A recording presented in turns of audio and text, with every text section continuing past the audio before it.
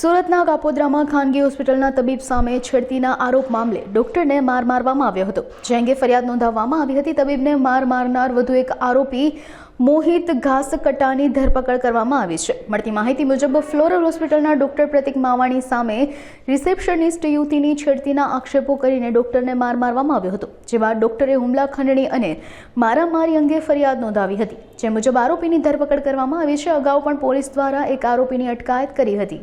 ગઈ તારીખ 29 ના રોજ કાપોદ્રા પોલીસ સ્ટેશનમાં નાના વરાછા ખાતે આવેલ ફ્લોરલ હોસ્પિટલ ખાતે રિસેપ્શનિસ્ટ તરીકે કામ કરતી યુવતી એ પોતે એવી એમના જાહેરાત કરેલી કે ડૉક્ટર પ્રતિક માવાણી જે ગાયનેકોલોજીસ્ટ છે, ડૉક્ટર જે વિઝિટિંગ ડૉક્ટર છે, એના દ્વારા એમની છેડતી કરવામાં આવેલી।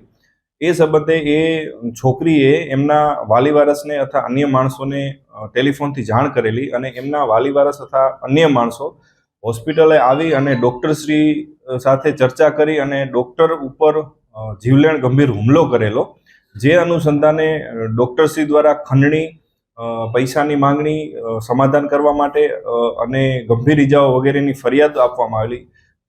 એ જ સમયે છોકરી દ્વારા પણ ડૉક્ટર વિરુદ્ધ છેડતીની ફરિયાદ આપવામાં આવેલી।